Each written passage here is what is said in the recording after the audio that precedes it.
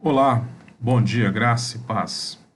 Vamos iniciar mais um estudo na Escola Bíblica Dominical e a lição que nós iremos estudar hoje é o início de uma série sobre as 7 cartas dirigidas às 7 igrejas da Ásia.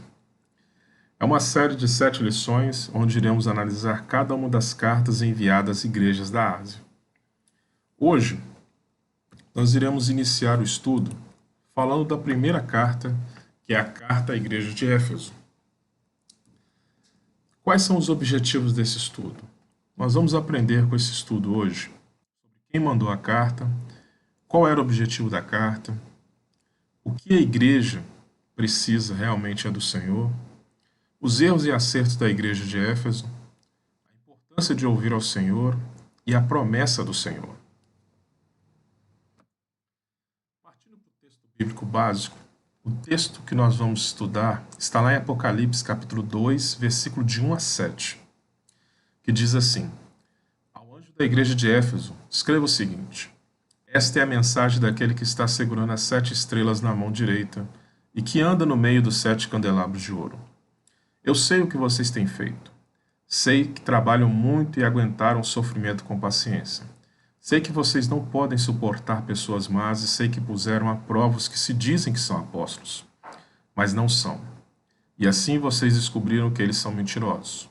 Vocês aguentaram a situação com paciência e sofreram por minha causa, sem desanimar. Porém, tem uma coisa contra vocês. É que agora vocês não me amam como me amavam no princípio. Lembrem do quanto vocês caíram. Arrependam-se dos seus pecados e façam o que faziam no princípio. Se não se arrependerem, eu virei e tirarei o candelabro de vocês do lugar. Mas vocês têm a seu favor isto: odeiam o que os nicolaítas fazem, como eu também odeio. Portanto, se vocês têm ouvidos para ouvir, então ouçam o que o Espírito de Deus diz às igrejas. Aos que conseguirem a vitória, eu darei o direito de comer e da fruta da árvore da vida que cresce no jardim de Deus. Antes de entrarmos na lição, vamos falar um pouco de Éfeso. Aqui no mapa à esquerda nós temos as 7 igrejas e sua localização na Ásia. Aqui no centro nós temos uma foto de uma antiga biblioteca de Éfeso e à direita a foto do antigo teatro de Éfeso. O nome Éfeso significa desejável. Sua localização era um ponto importante tanto militar como comercial.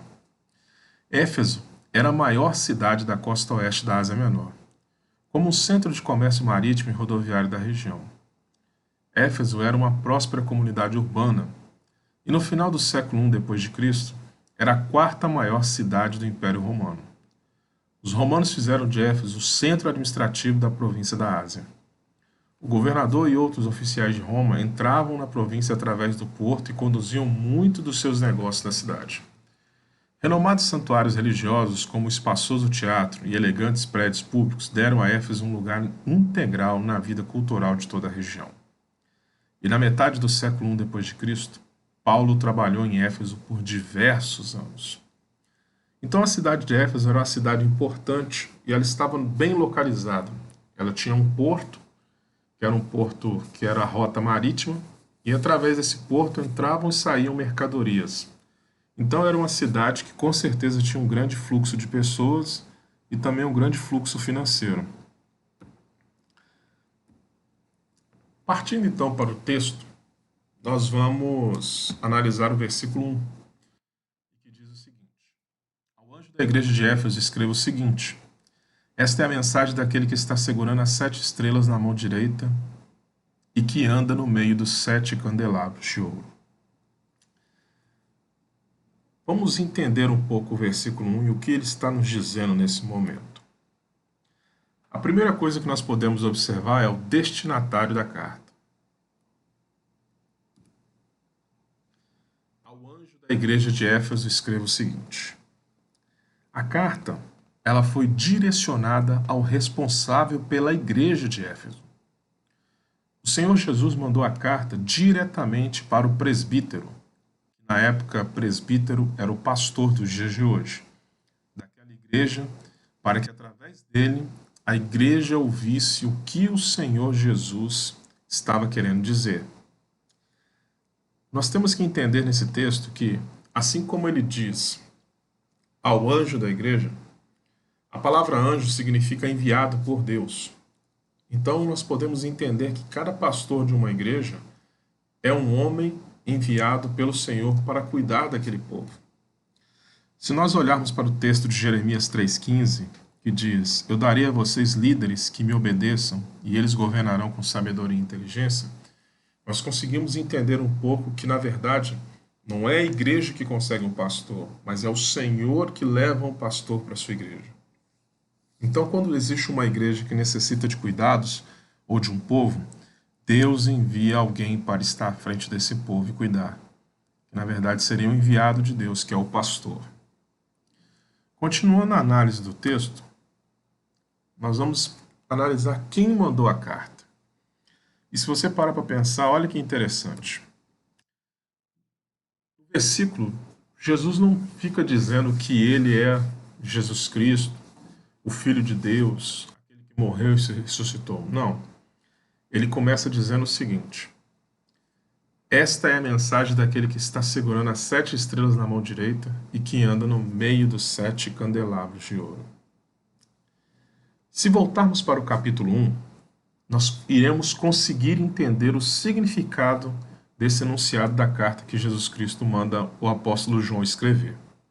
Lá em Apocalipse 1:20 está escrito o seguinte: O sentido secreto das 7 estrelas que você viu na minha mão direita e dos 7 candelabros de ouro é este. As 7 estrelas são os anjos das 7 igrejas, e os 7 candelabros são as 7 igrejas. Olha que interessante o que Jesus Cristo está falando conosco. Cristo diz que os pastores estão em suas mãos.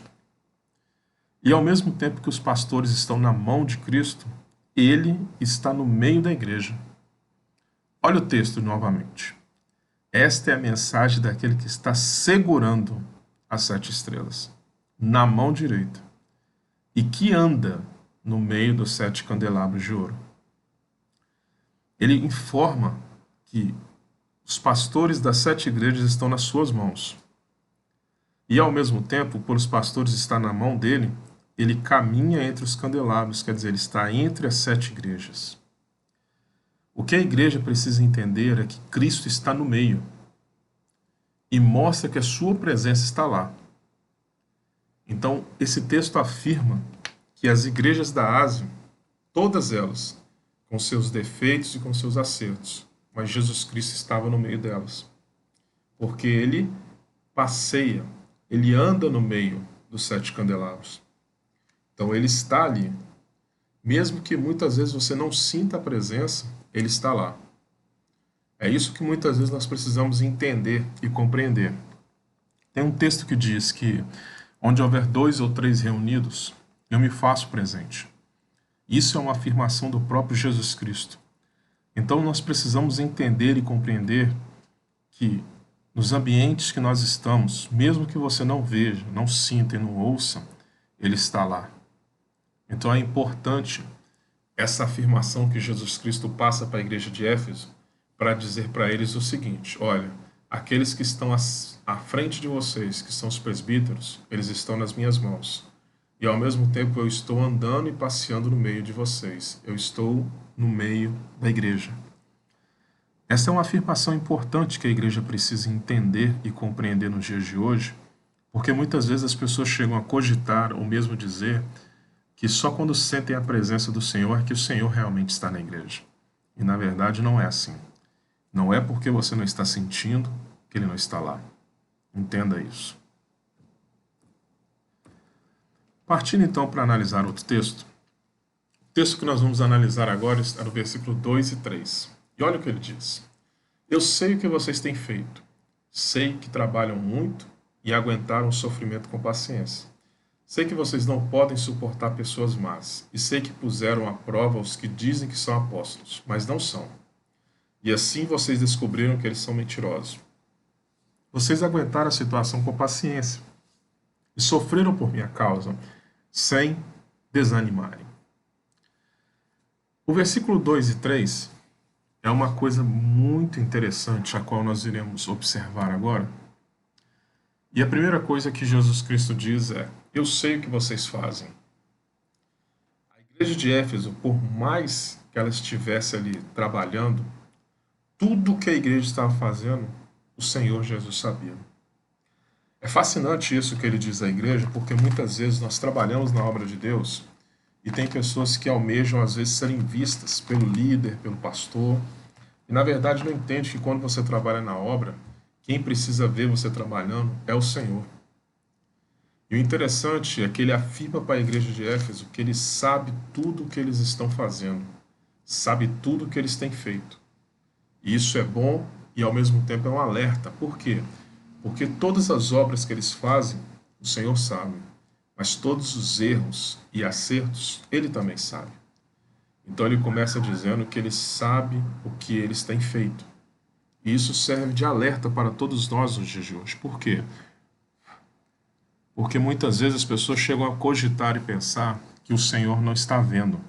Mas tudo aquilo que você faz, a forma como você vive, onde você está, o Senhor sabe e o Senhor vê. E nada passa despercebido aos olhos dele. A primeira coisa que eu quero chamar a atenção, que o Senhor fala que eu sei o que vocês fazem, é a afirmação que ele fala que a igreja de Éfeso é uma igreja que trabalha muito. Olha o próximo versículo, continuando no versículo, olha o que está escrito. Sei que trabalharam muito. A igreja de Éfeso é uma igreja de trabalho. Lá as pessoas trabalhavam realmente, não fingiam trabalhar. Lá as pessoas realmente colocavam a mão na massa. Eram pessoas dedicadas ao trabalho. E quem está afirmando isso não é o homem, é o dono da igreja. A igreja de Éfeso era uma igreja que trabalhava muito. E isso serve de alerta e ao mesmo tempo um aviso para todos nós. Por quê? Porque hoje em dia, quão difícil é nós fazermos a obra de Deus e encontrarmos homens e mulheres de Deus dispostos a trabalhar na obra. É difícil demais você ver isso quando na verdade as pessoas não entendem ou não compreendem a importância de ser servo do Senhor. O servo, ele existe para servir. E o servir é trabalhar. Quando você entende e compreende isso, você começa a se dedicar mais ao reino de Deus e à obra de Deus. E começa a fazer mais. O problema é que as pessoas não entendem isso. E podem olhar para o exemplo de Éfeso e entender e compreender que é uma igreja que trabalha muito e o dono da igreja vê e compreende isso. A segunda coisa que Jesus chama a atenção é que ele fala que a igreja de Éfeso era uma igreja que aguenta o sofrimento. Olha o que ele fala. Uma igreja que aguenta o sofrimento é uma igreja que passa por dificuldades. Não é uma igreja que vive em festa, em comemorações, em retiros. Uma igreja que aguenta sofrimento é uma igreja que é perseguida, passa dificuldades, frustrações, seja perseguições externas, problemas internos, problemas financeiros e tantas coisas mais. Essa igreja era uma igreja que aguentou o sofrimento. Não era uma igreja que apenas ficava reclamando ou murmurando. Não. É uma igreja que aguentava. E quando a gente fala a palavra aguentar, a gente dá a entender e compreender que era uma igreja que ela suportava aquilo que tinha que suportar por ser uma igreja. Nós precisamos também nos espelhar na igreja de Éfeso nesse sentido. Por quê? Porque muitas vezes a gente não sabe o que a gente pode aguentar e suportar nos dias de hoje. Às vezes nós, como homens e mulheres de Deus, pensamos que chegamos no limite, quando na verdade nós podemos aguentar mais e suportar muito mais. E nós, como servos do Senhor, nós precisamos entender e compreender que muitas vezes nós iremos sofrer por causa do Evangelho. E aqueles que sofrem pelo Evangelho são aqueles, na verdade, que estão cumprindo o seu papel aqui na Terra. A terceira coisa que chama a atenção é que a igreja de Éfeso é uma igreja que ela não suporta as pessoas más. Olha o que o versículo diz. Sei que vocês não podem suportar pessoas más. A igreja de Éfeso, além de trabalhar, além de aguentar sofrimento, ela era uma igreja que ela não tolerava pessoas de má índole. pessoas que faziam coisas erradas, pessoas que praticavam as coisas más. É interessante nós olharmos para isso aqui, porque a igreja, ela muitas vezes é vista de uma forma errada. As pessoas pensam que a igreja, ela tem que suportar tudo e aguentar tudo e aceitar tudo. As pessoas falam que o amor tudo suporta. Isso é verdade. Mas entenda algo. Quando alguém faz algo errado e você não corrige, você não está suportando, você está omitindo. Uma igreja que não suporta as pessoas más é uma igreja que ela avalia a conduta e a ação das pessoas e corrige, exorta e trata. E quando a pessoa não quer jeito, a pessoa não quer mudar, a pessoa quer seguir a vida dela, sabe o que a igreja faz? Ela faz a mesma coisa que o Senhor Jesus Cristo fez com o jovem rico. Convidou ele para caminhar com ele, não quis, deixou ele ir. E assim a igreja também tem que deixar essas pessoas irem. Pessoas más que não querem mudança, pessoas que querem brincar de ser crente, pessoas que não querem compromisso com o reino de Deus, com a obra de Deus ou com o Senhor da igreja, são pessoas que a igreja, na verdade, não tem que suportar. Entenda uma coisa, as pessoas más, elas trazem más costumes, elas trazem maus hábitos. E pessoas más que não querem mudança, se você começar a andar e conviver com elas, você vai começar a praticar aquilo que elas fazem. É por isso que a igreja de Éfeso era uma igreja que ela não suportava as pessoas más. Entenda uma coisa, eu não estou falando de alguém que está se convertendo e tem maus hábitos.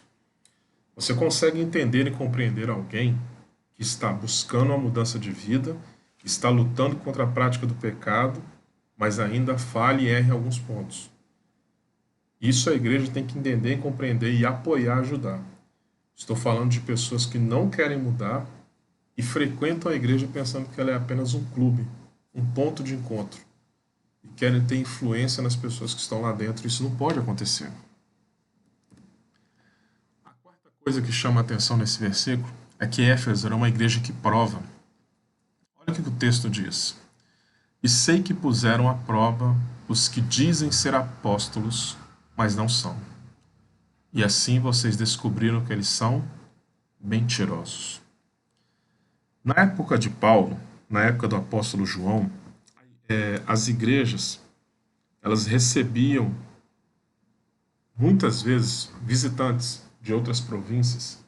E essas pessoas chegavam lá dizendo que eram presbíteros, apóstolos, profetas. E a igreja de Éfeso, quando começou a chegar vários apóstolos lá, ela, em vez de aceitar esse povo, ela começou a colocar todo mundo na prova. É apóstolo? Então deixa eu ver se realmente é. O Senhor Jesus Cristo fala uma coisa interessante, que ele fala que conhece-se a árvore pelo seu fruto. Quando você olha o fruto de alguém, pela vida que ela diz ter, e se uma coisa não está condizendo com a outra, tem problema aí. E quando a igreja fala que a igreja de Éfeso colocava os apóstolos à prova, é porque ela realmente queria provar aqueles que se diziam apóstolos. Só para você entender, quando um apóstolo chegava na igreja, esse apóstolo ele era sustentado pela igreja.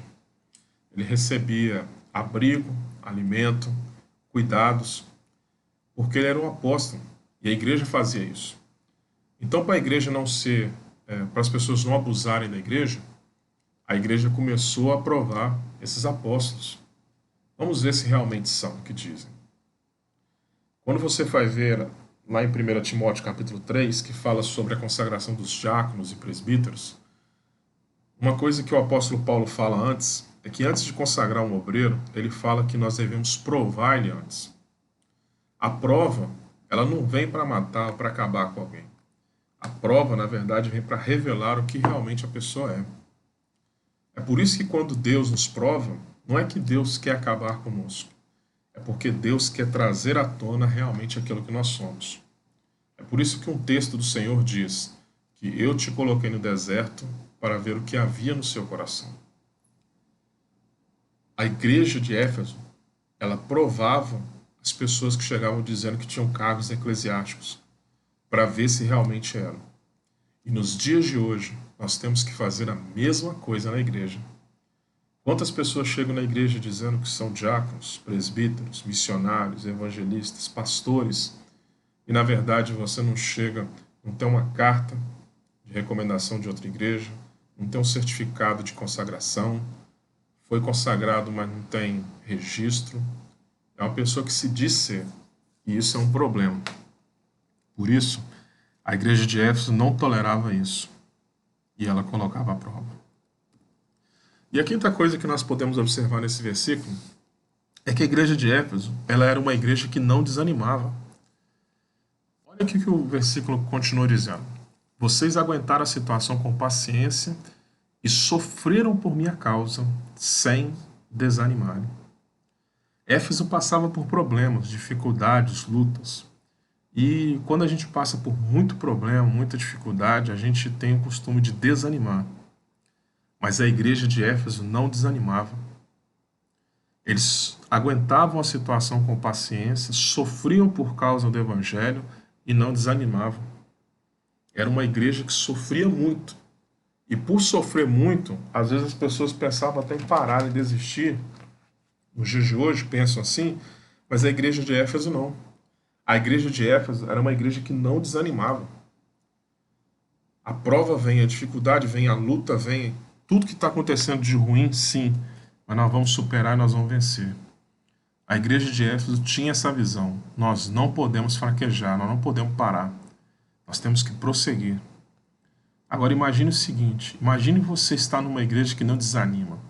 Pode estar acontecendo as piores coisas nessa igreja, mas a igreja enfrenta e não para. E olha que interessante, é que o Senhor Jesus Cristo fala que eles aguentaram a situação com paciência e sofreram por causa dele. A igreja não sofreu pelos membros, a igreja sofreu pelo Senhor da igreja. E o sofrimento que eles tiveram por causa do Senhor Jesus não fizeram eles desanimar. Imagine uma igreja ser perseguida, todo mundo perseguindo a igreja, querendo acabar com a igreja, querendo fechar a igreja, e a igreja está lá, forte, firme, inabalável, porque é uma igreja que não desanima. E muitas vezes nós podemos pegar essa lição e aprender algo muito importante sobre a igreja de Éfeso. Às vezes na vida a gente passa por muita situação, muita dificuldade, muita luta e muito problema. Mas a gente não pode desanimar.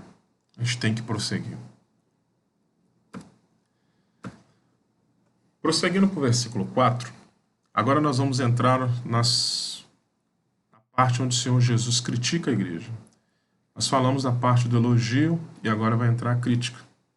O versículo 4 diz assim: porém tem uma coisa contra vocês, é que agora vocês não me amam como me amavam no princípio.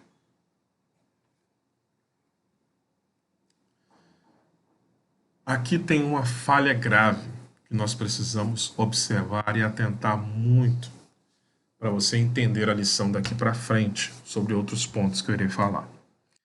Que falha grave é essa? A igreja de Éfeso, como eu disse lá atrás, ela era uma igreja que fazia muitas coisas. Ela trabalhava muito, ela suportava, ela provava, ela não desanimava. Ela era uma igreja que tinha várias qualidades. Mas todas essas qualidades não eram maiores do que a falha grave que eles tinham. É algo que o Senhor Jesus diz, é que a igreja não amava mais ele, como amava no princípio. A igreja que não ama mais seu Senhor como antes, como isso é possível? Como eu disse, Éfeso era uma igreja que trabalhava muito, aguentava as coisas, não suportava os maus, era uma igreja que provava e não desanimava. Como é que uma igreja consegue fazer tudo isso e não amar o dono da igreja? O problema é que a igreja fazia tudo isso, mas mesmo assim ela perdeu o primeiro amor. Se nós observarmos bem, nós precisamos voltar ao primeiro grande mandamento. Você lembra dele? Está lá em Marcos 12:30, que fala assim: ame o Senhor, seu Deus, com todo o coração, com toda a alma, com toda a mente e com todas as forças. A igreja de Éfeso, ela deixou de amar ao Senhor acima de tudo e de todos. Esse é um dos grandes problemas que podemos sofrer na vida, onde coisas e pessoas podem ocupar o lugar que pertence somente a Deus e a mais ninguém. Jesus faz um alerta sobre isso quando diz, lá em Mateus 10:37, quem ama o seu pai ou sua mãe mais do que ama a mim, não merece ser meu seguidor. Quem ama o seu filho ou a sua filha mais do que ama a mim, não merece ser meu seguidor.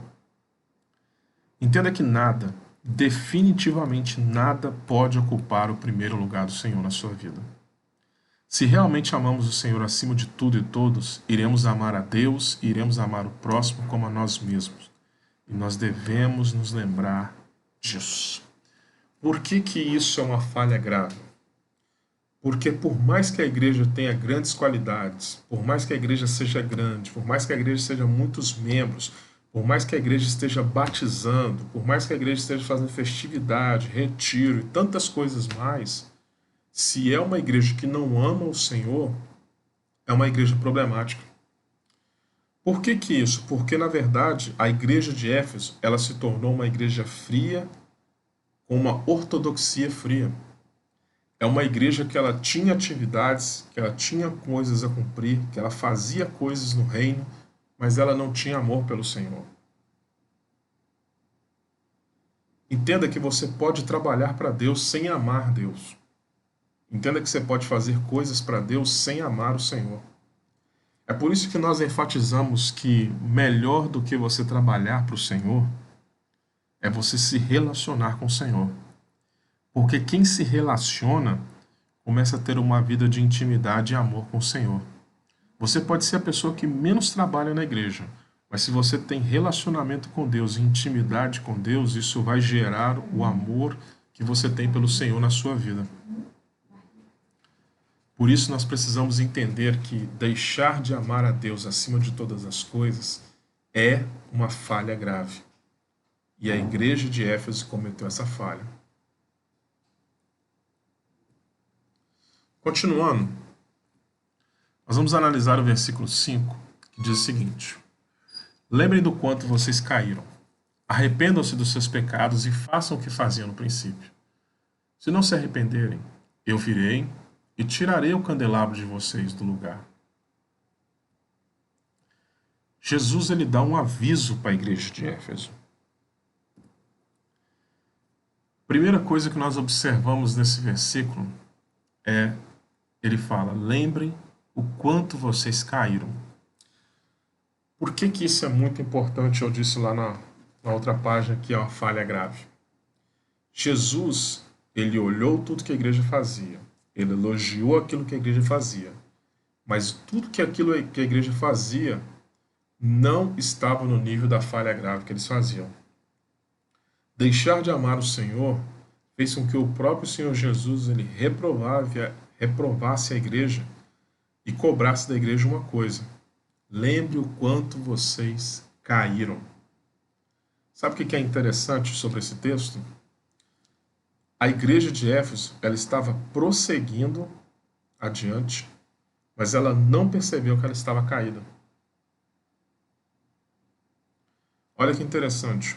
Uma igreja que trabalha para Deus, que faz a obra de Deus, que suporta as coisas de Deus, que prova os apóstolos, que suporta muita coisa com paciência, mas é uma igreja que estava caída espiritualmente. Quando Jesus fala com eles, lembre o quanto vocês caíram, a igreja de Éfeso precisava entender e compreender o quanto eles estavam caídos diante da presença do Senhor. Perante os homens podemos estar de pé, mas diante de Deus nós estamos caídos. Essa era a igreja de Éfeso. Jesus manda eles se lembrarem. E por que se lembrar? Para eles poderem olhar para o passado da igreja e ver como a igreja era no passado e o que ela é hoje. Por muitas vezes nas nossas vidas, nós deixamos às vezes a rotina, as obrigações diárias, tantas coisas que acontecem, e nós vamos mudando, adquirindo novos hábitos e deixando de fazer outras coisas. E com isso nós não percebemos que a vida vai mudando, seja familiar, profissional ou espiritual. E às vezes a pessoa ela está caída e não percebe. Então Jesus manda a igreja se lembrar o quanto eles caíram. A segunda coisa que ele manda para a igreja é arrependa-se.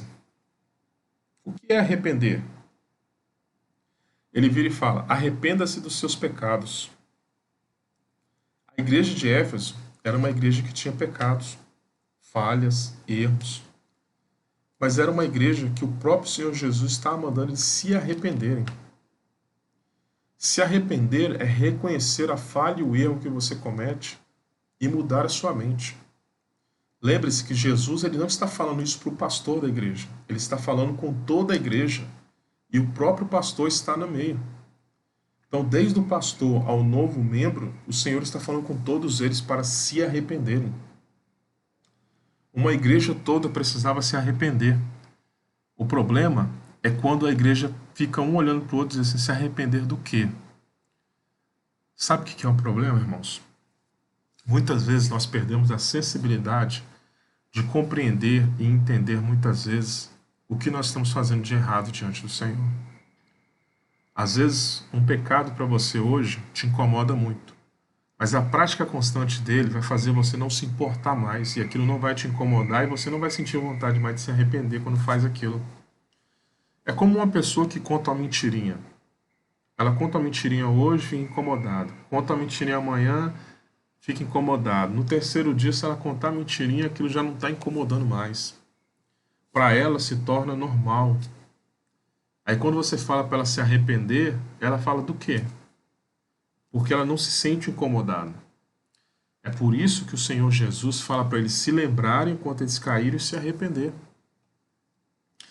E o interessante, meus irmãos, é que a igreja de Éfeso, ela era uma igreja que o Senhor Jesus manda eles fazer o que eles faziam no princípio. E aqui está um ponto muito interessante sobre a carta à igreja de Éfeso. Éfeso caiu não porque começou a fazer certas coisas. Éfeso caiu porque parou de fazer certas coisas. Vou repetir.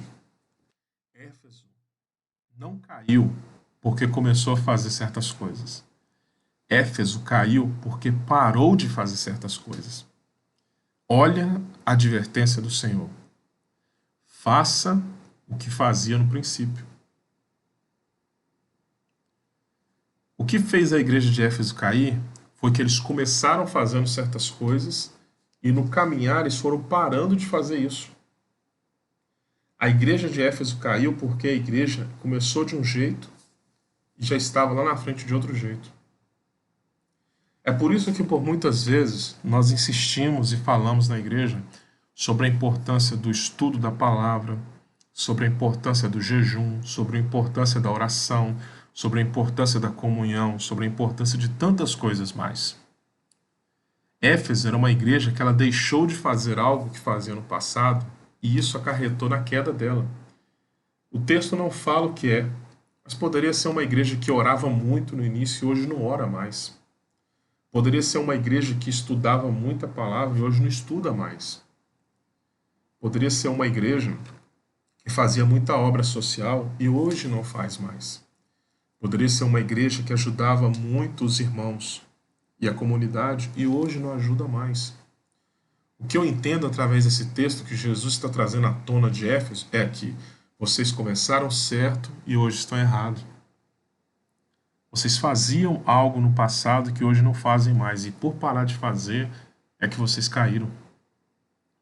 Trazendo isso para a aplicação pessoal, às vezes as pessoas caem na igreja não é porque elas estão praticando o pecado, é porque elas pararam de fazer aquilo que faziam no início.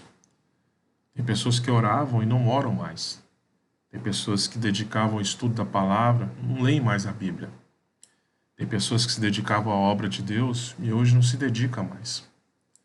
A queda dessa pessoa está em função do que ela parou de fazer para o Senhor. E por muitas vezes, eu e você paramos de agir como a gente começou no início da caminhada. E se você olhar para o seu passado e para os dias de hoje, esse texto se aplica em você. Porque ele diz para nós lembrarmos o quanto nós caímos, arrepender dos nossos pecados e fazer o que fazíamos no princípio.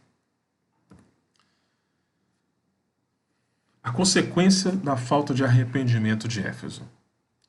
O Senhor Jesus diz que iria ele mesmo acabar com a igreja. Olha o que o texto diz. Se não se arrependerem, eu virei e tirarei o candelabro de vocês do seu lugar. Lembra lá em Apocalipse 1:20 que eu li que as 7 igrejas na mão direita significam os pastores e os 7 candelabros significam as igrejas? Olha o que o Senhor Jesus diz para a igreja. Se vocês não mudarem a atitude de vocês, a mente de vocês, eu vou vir e vou fechar a igreja. Consegue entender isso? A igreja hoje de Éfeso, ela não existe mais. E por não existir, eu posso entender que o Senhor decidiu fechar ela. Muitas igrejas são fechadas pelo próprio Senhor. E aqui aprendemos algo muito importante. O que fecha uma igreja não é a falta de recursos, falta de membro, falta de obreiros e outras coisas, e sim a falta de amor ao Senhor e a falta de arrependimento. Éfeso era uma igreja que tinha tudo isso, fazia muitas coisas boas que nós temos que nos espelhar nele. Mas 2 coisas fizeram a igreja fechar: a falta de amor ao Senhor e a falta de arrependimento. Por mais que a igreja fosse grande, por mais que a igreja fizesse a obra, por mais que a igreja fizesse isso e aquilo, se é uma igreja que não ama o dono da igreja, e se é uma igreja onde não há arrependimento, o próprio Senhor vai e fecha a igreja. Nós precisamos entender e compreender que uma igreja que não ama o seu Senhor e não se arrepende é uma igreja que não deve permanecer aberta.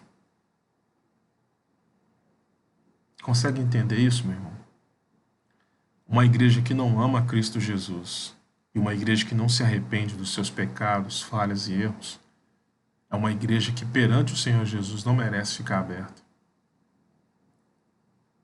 Uma igreja assim, ela não merece ficar aberta a ponto do próprio Senhor vir e fechar a igreja.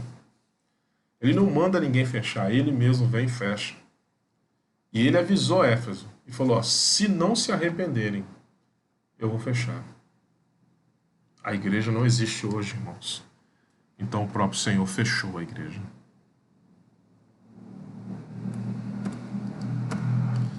Partindo para o versículo 6, olha o que ele diz. Mas vocês têm a seu favor isso.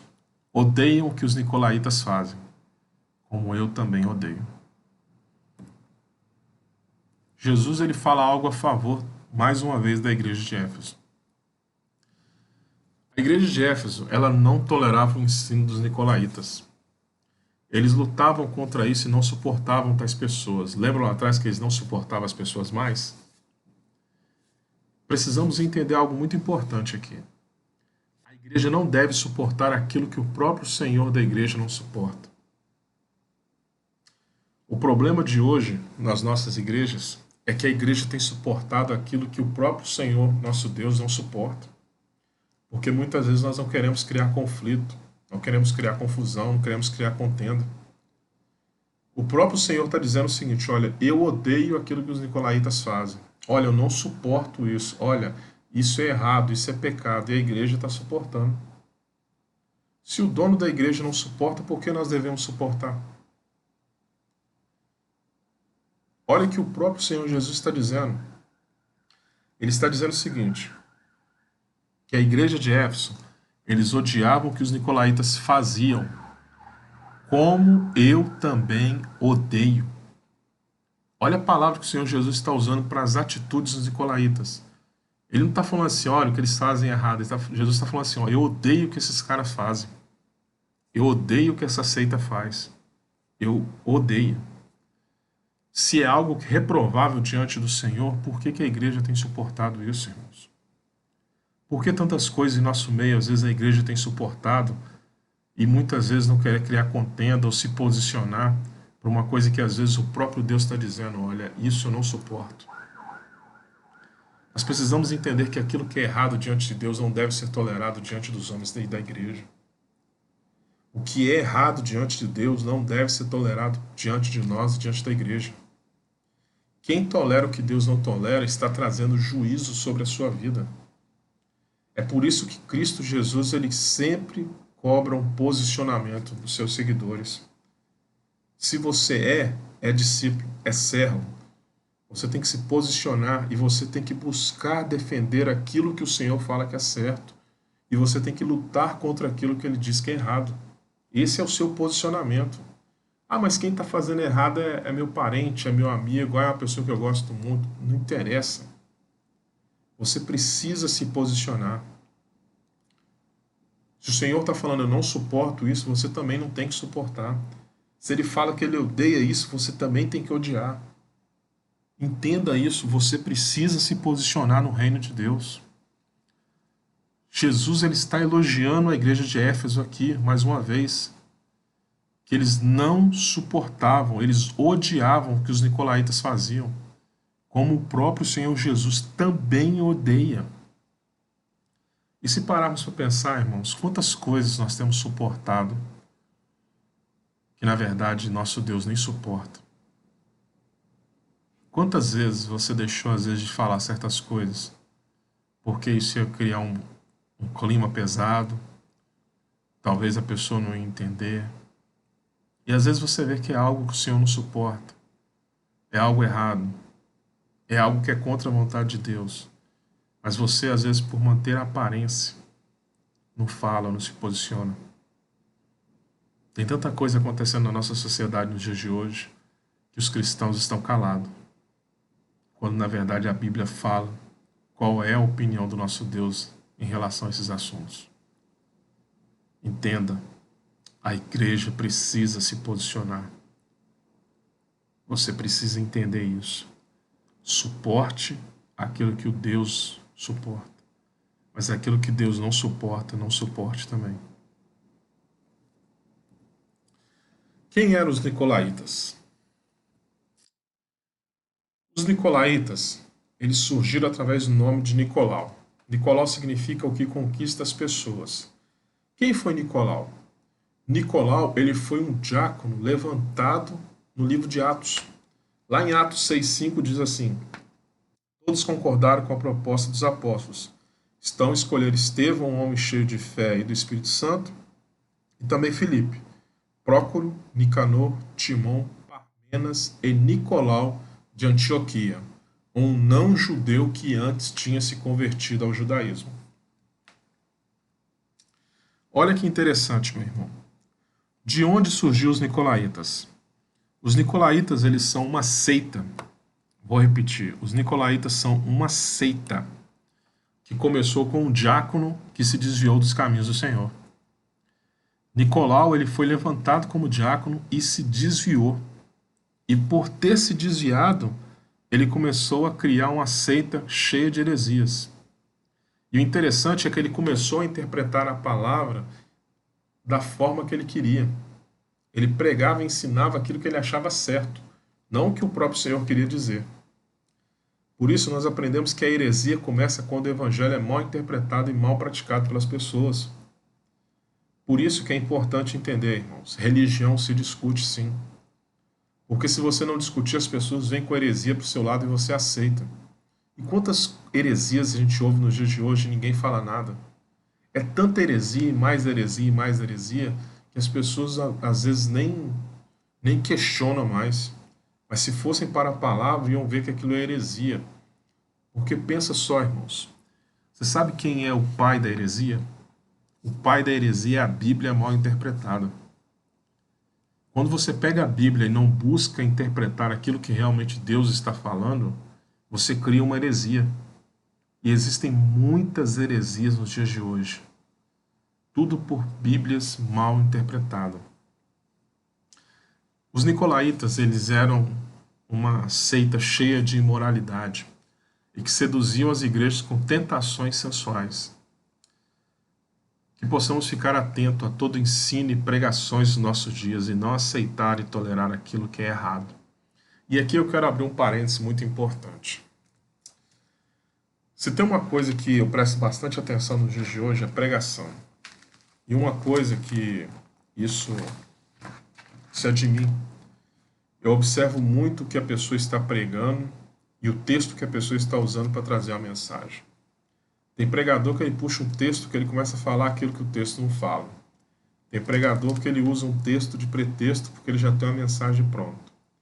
Irmãos, nós precisamos entender uma coisa. Quando você conhece a Bíblia, estuda a Bíblia, quando alguém começa a falar alguma coisa, você já começa a entender e compreender se o que ele está falando é ou não bíblico. Tem tanta gente pregando heresia hoje por aí na internet, e tem gente que glorifica, que exalta, que segue, que diz que é homem de Deus, que é mulher de Deus, e você vai ver a pessoa não conhece Bíblia, está falando besteira, está fazendo um culto antropocêntrico. Culto antropocêntrico é um culto voltado para o homem, não para Deus.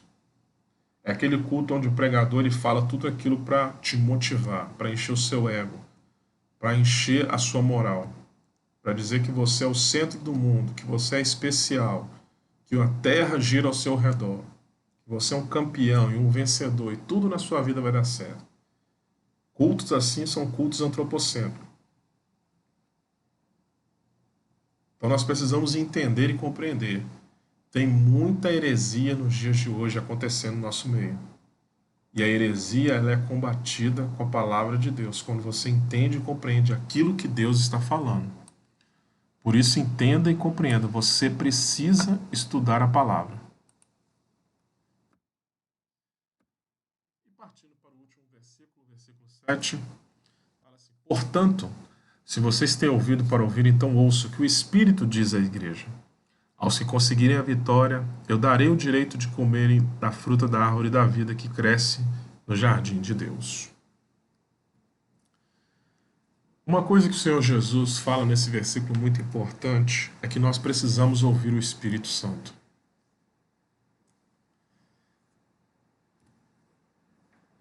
Jesus Cristo termina a sua carta com um grande aviso, que todos nós devemos ouvir o que o Espírito Santo está falando. Precisamos ficar atentos nos dias de hoje ao que o Espírito Santo está falando e cumprir a sua vontade. A igreja deve ficar atenta sempre a ouvir o Espírito Santo e se avaliar. O problema de hoje não é que Deus parou de falar com a igreja, e sim que a igreja parou de ouvir Deus. E você vai observar nesse estudo, e eu já quero adiantar isso, ao final das 7 cartas escritas às igrejas da Ásia, todas elas no final o Senhor Jesus diz: aquele que tem ouvido ouça o que o Espírito diz à igreja. Por que que ele reafirma isso nas 7 cartas? Porque nenhuma das igrejas estava mais ouvindo a voz do Espírito Santo. Nós precisamos ficar atento a isso, porque o Espírito Santo está falando conosco. Nós precisamos ficar atento àquilo que Deus está falando. Precisamos lembrar sempre de falar menos e ouvir mais. E isso vale para a vida toda, irmão. Pessoal, profissional, familiar, conjugal. Se você é uma pessoa que fala pouco, ouça mais. Quem ouve mais é sábio. E o servo de Deus, ele precisa estar atento a sempre ouvir mais. E eu quero fazer 3 perguntas a você nesse momento, para você refletir. Nesses dias, o que o Senhor tem falado com você? Nesse momento que nós estamos vivendo, tudo está acontecendo no mundo, na sua vida, o que o Espírito Santo tem falado com você? Outra coisa que eu quero te perguntar é: você não ouve a voz do Espírito Santo há quanto tempo?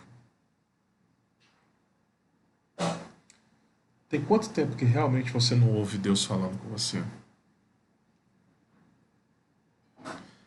E a terceira coisa que eu quero te perguntar é: quando Ele fala com você, você compreende que é o Senhor falando?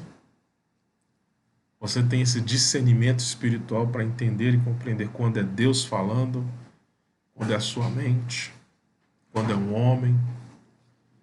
Você tem essa compreensão? Pense nisso. Ao final desse texto, Jesus ele faz uma promessa. Cristo faz uma promessa se conseguirem a vitória. Mas que vitória é essa? Olha o que o texto fala. Ao conseguirem a vitória, eu darei o direito de comerem da fruta da árvore da vida que cresce no jardim de Deus.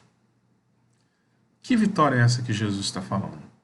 Bem, depois de tudo o que diz na carta, seria ouvir, entender e praticar tudo aquilo que ele está falando. A vitória para a igreja de Éfeso, ou para aqueles que estavam ali ouvindo essa carta, era ouvir a carta, entender o que a carta dizia e praticar aquilo que o Senhor estava falando. Qual era a prática? A prática era se arrependerem, voltarem ao que faziam no início e voltar a amar o Senhor acima de todas as coisas. Essa é a vitória. E o que o Senhor fala que aquele que conseguir a vitória vai dar o direito de comer da árvore do jardim de Deus, ele está falando assim, aquele que conseguir a vitória será salvo, vai para o céu. A vitória é o final na vida de todo cristão. E para nós a vitória simboliza ir morar com Deus. Por mais obras e coisas que o homem faça nessa vida, se ele não for para o céu morar com Deus, ele foi derrotado na vida. Por isso, lembre-se que sua salvação é a sua vitória. Valorize ela e busque também falar sobre a salvação a outros para que eles também alcancem a vitória em Cristo Jesus. Entenda algo, irmãos. A igreja de Éfeso fez muitas coisas, trabalhou muito, fez tantas coisas que nós podemos nos espelhar. Mas tem pessoas lá que perderam a salvação. E por mais que você trabalhe e faça as coisas no reino de Deus, se você perdeu a sua salvação, de nada adiantou, você foi derrotado. Porque a vitória em Cristo Jesus é você ser salvo por Ele e ir morar com Ele.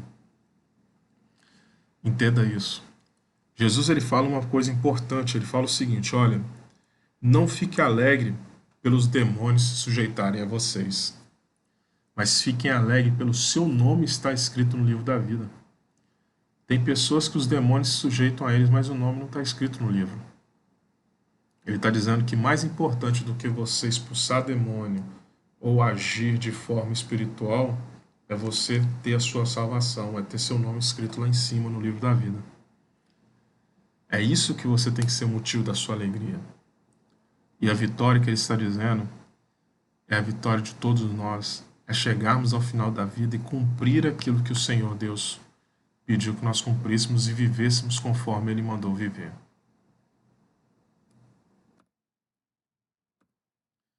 Agora um resumo para a gente fechar a lição. Quero falar um resumo de toda a lição de forma bem rápida.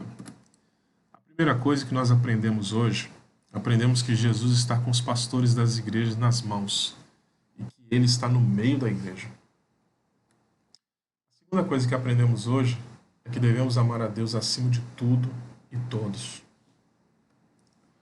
A terceira coisa que aprendemos que a igreja de Éfeso era trabalhadora, esforçada, que suportava muitas coisas, que provava os falsos e que não desanimava. Grandes qualidades de uma igreja que devem ser espelhadas nos dias de hoje. A quarta coisa que aprendemos que por mais que façamos grandes obras, se não amarmos o Senhor e não nos arrependermos, de nada adianta o que fazemos. A quinta coisa que aprendemos hoje, aprendemos que a igreja de Éfeso foi fechada por Jesus Cristo. Não foi o diabo, não foi perseguição, foi o próprio Senhor que fechou ela. A sexta coisa, nós aprendemos que os nicolaítas foram uma seita formada por um diácono da igreja primitiva desviado. A sétima coisa, nós aprendemos que para cair, não precisa fazer algo. Basta deixar de fazer o que é importante. E a oitava coisa, nós aprendemos que precisamos ouvir mais a Deus e praticar o que Deus está mandando. Amém? Eu espero que você tenha aprendido algo com essa lição. Que Deus abençoe a sua vida. Que você possa refletir nesse ensino. Que isso possa trazer edificação na sua vida. Fique na paz e que Deus te abençoe. Amém? Tenha um ótimo dia.